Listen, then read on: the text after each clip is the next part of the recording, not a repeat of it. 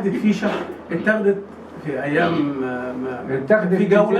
في جوله الدكتور حنان سرور والدكتور محمود منصور والدكتور محمود البرعي ان خلاص وحده فيشه تم اعتماد عيادات خاصه بيها، وان هيبداوا عيادات تشتغل فيها، وان الشغل هيبدا في وحده فيشه. انا عايز اسال بس ده الكلام ده بعد الانتخابات كمان بكتير. انا عايز بعد الانتخابات. طب انا عايز اسال هي فعلا شغاله دلوقتي لكن لحد الساعه 2 شغاله ايه بقى؟ شغاله في اسنان وفي بطنه بس فيها عيادات لكن لحد الساعه 2 عيادات ما كانتش موجوده قبل كده. سيبنا بس خلينا عشان بس ندي لكل ذي حق حقه.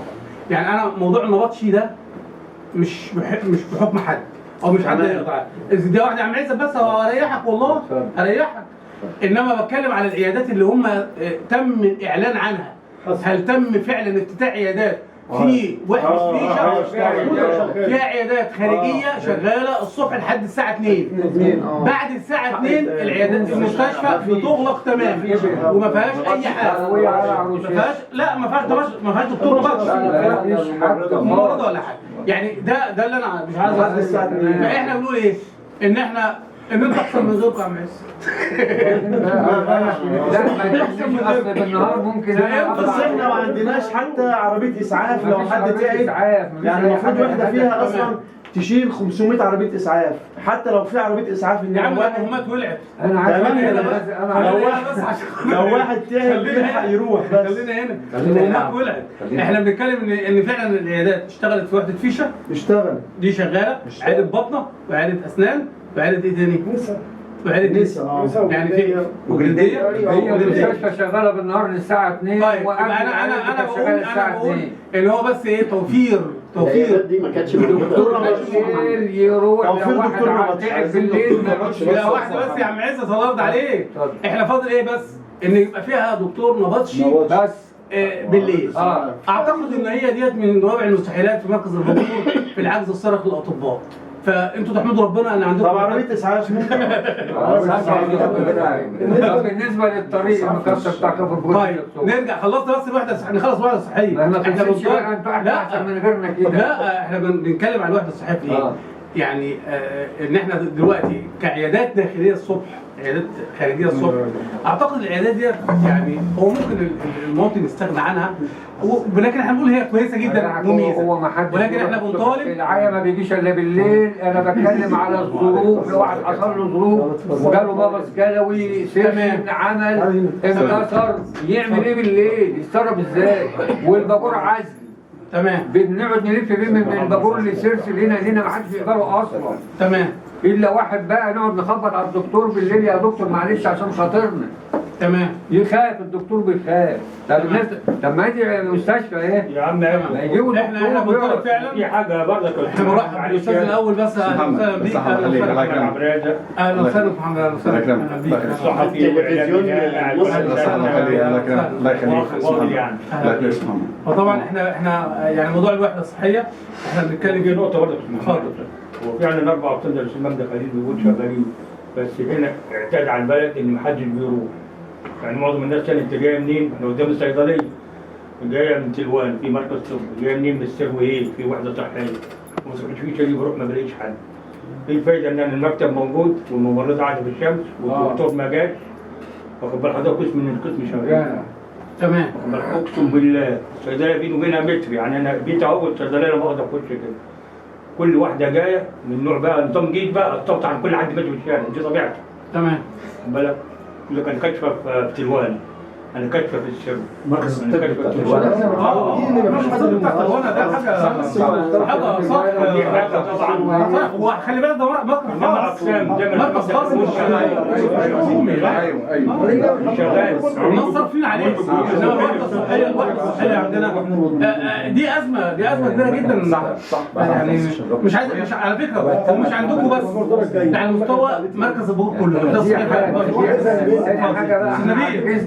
عايزين نقبض الفلوس مش عايزين نقف في الصف وانت زقنا وانت عامل حاج. لا انت دكتورك لسه ما جاشي وعندنا دوران ليه ما بنخاطرش البنوك كل بنك اسكندريه ولا بنك القاهره ولا البنك الاهلي يجيبوا لنا مكنه عند العمده ولا في الوحده المحليه ولا حاجه نروح نقبض بدل ما نركب توك توك ب 50 جنيه ونروح ندور طب يا استاذ دي مهمه جدا يا عم. لا هو استاذ محمد قدموا البنك البنوك قدمنا طلب، كان الاستاذ مصطفى موجود معايا وبعتنا طلب لبنك البنك الاهلي فرع البابور لتوفير مكنه ATM الوحده المحليه، ووفرنا غرفه. بس انتوا عندكم قامات كبيره في فيشه، يعني اعتقد ان موضوع مكنه ATM دي سهله جدا ان اي واحد يجيبها بتليفون يا استاذ محمد.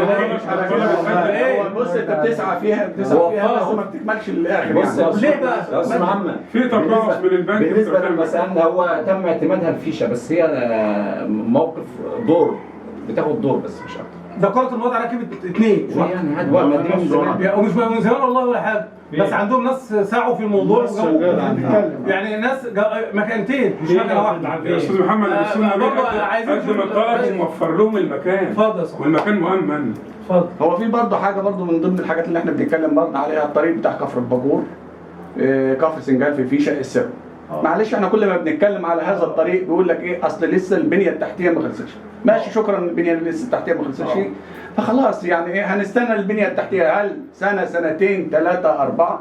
فاحنا بنطلب من حاجات دلوقتي من رئيس الوحده المحليه ومن رئيس مجلس المدينه، سواء رئيس وحده محليه فيشه او سواء رئيس الوحده المحليه بتاع كفر الباجور، ان هم باستمرار دايركت كل اسبوعين او ثلاثه يطلبوا من مجلس المدينه، يطلبوا من مجلس المدينه على الاقل اللودر او الجليدر او الحاجات ديت، الاجهزه ديت تنزل تصلح الطريق مره ومرتين في الشهر. احنا دلوقتي احنا ما نحطش ايه، اصل البنيه التحتيه ما خلصتش، تنينا طول عمرنا كده، ولا نحن نطالب؟ لا نطالب ان كل شهر على الاقل خالص رايحه جاي وعديها هيترسم، رايحه جاي ده واحد سواء رئيس الوحده المحليه يطالب كل شهر على الاقل مره.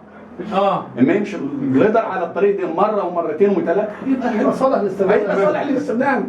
اما دلوقتي معلش انا بقول لحضرتك اكتريه العربيات بتهرب من الطريق، كله بيهرب للاسف الشديد. يعني في ناس معلش بتبقى رايحه الباجور بطلع اقليمي علشان انزل باقي العرب علشان اروح الباجور. طب حضرتك انا جاي من وحاجه مش مكلفه، انت فاهمني؟ هنقول البنزين هيقول لك ده اصل ما فيش سولار، لا وقت الجد السولار بيتواجد، وقت الجد ما يكون في زياره السولار هيجي وكل حاجه هتيجي. انا عشان اجي من الباجور جيت من على طريق عشان اجي فيشه. الله ينور عليك. وعلى طول كده صح، اجي فيشه اجي على طريقي. صح. طب يا جدعان ده فيشه، ده فيشه بالنسبه للباجور يعني مفيش. الله ينور عليك. بس الطريق لا يصلح للاستخدام على الاطلاق خالص. من اول كفر الباجور. هي البنيه التحتيه لسه ما خلصتش. ماشي يا فندم، انا مش بتكلم على البنيه التحتيه، يعني مش بتكلم على البنيه التحتيه كمان. البنيه التحتيه الطريق داخل فيه الصرف الصحي. ماشي. الطريق داخل فيه الصرف، فاضل الغاز. الغاز يبقى على جنب. صح صح. ايه المشكله؟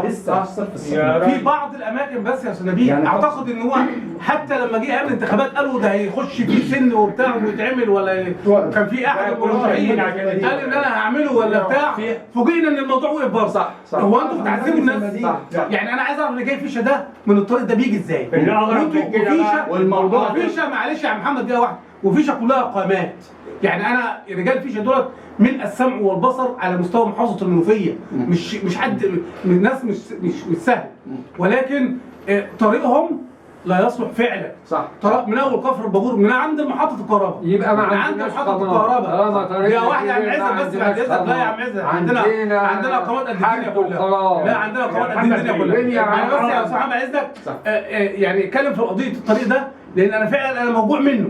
يعني انا وانا جاي انا عشان اجي كفر سنجال مثلا اجي من الطريق الاقليمي عشان اجي فيشه، اجي من الطريق الاقليمي فيشه. يعني انا بطلب من رئيس الوحده ان هو يطالب بالموضوع ده التملي على طول من رئيس مجلس المدينه. يا استاذ محمد نزلنا بالجريدر بالظبط بقالنا ما كملناش ماشي. انا بطالب على طول. وبعتنا جواب للطرق، بعتنا جواب للطرق سيرسي الايام بنزل الجريدر بتاع الطرق. استاذ نبيل الطريق ده تبع ايه؟ الوحده المحليه ولا تبع الطرق؟ الطرق يعني تبع الطرق، المفروض الطرق تشوف لها حل فيه.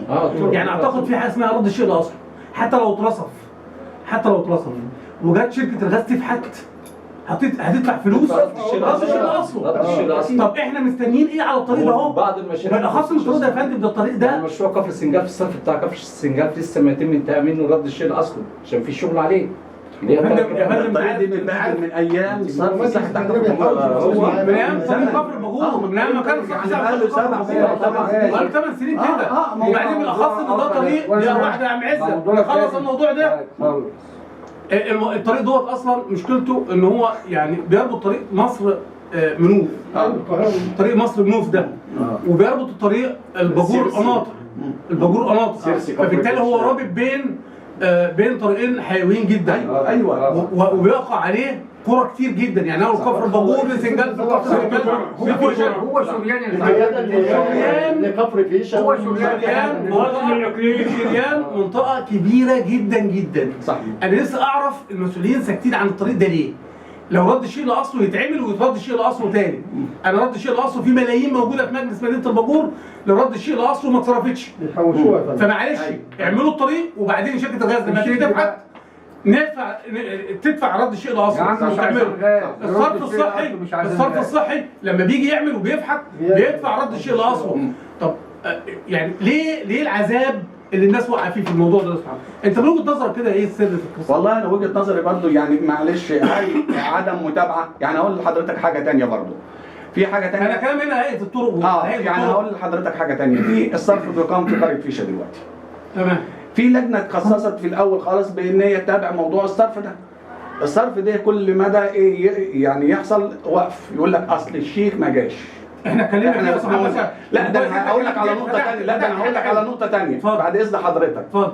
هل انت تعرف دلوقتي معلش احنا مش هنتكلم ان لسه المناطق كلها ما خلصتش من الصرف الصحي، لا ده انا بكلمك حاجات خلصت بالفعل وسيئه. ما هو السيء اللي في قلب البلد؟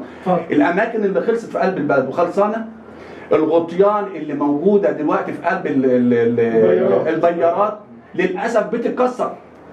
هتقول لي ليه؟ اللي انا اعرفه معلش من زمن طويل ان انا اشوف الغطيان ديت زهر. هم جايبينها زهر. هم جايبينها بلاستيك فبتتكسر. يعني بص بقى تيجي تكلم مسؤول يقول لك لا ده عمل عليه اختبار ومش اختبار، ده عربيه تريلا تعدي من عليها ومش عربيه تريلا تعدي من عليها وصالحه ومش صالحه. لا الغطيان بتتكسر بالفعل دلوقتي، وايه اللي بيتكسر كمان؟ لا مؤاخذه في الكلمه انا مش عاوز اقول اللي بالمعنى البلدي الشفه اللي بيتحط عليها الغطا القاعده بتتكسر اخرى. الدايره اللي تحت عليها الدايره اللي تحت.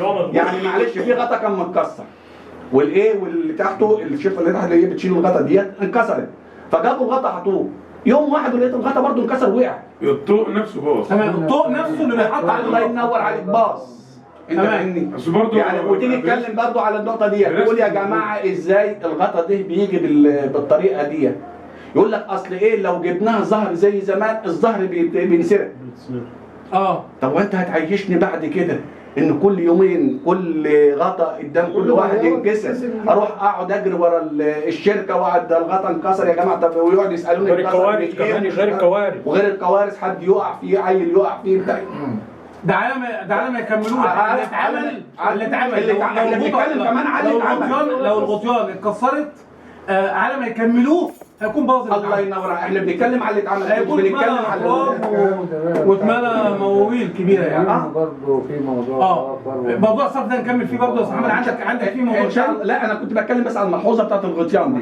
لا احنا اتكلمنا في الصرف الصحي وخدنا فيه جدال كتير ان هو 80% خلص منه، وان شاء الله باذن الله في الفتره هو واخد الشركه واخده فتره زمنيه معينه. انا بنقد مثلا قصه مختار ابراهيم. ايه اللي جاب شركه مختار ابراهيم في 2020 وهي شركه متعثره من 2000 صح من صح سنه 2000. صح طب ازاي انتوا وافقتوا او الناس وافقت ان يتم الاعتماد الصرف الصحي لشركه مختار ابراهيم؟ لا المسؤولين اللي هم ماسكين البلد. هو مناصر يخشها بقى. استاذ محمد احنا هو مناصر دخلها خدها.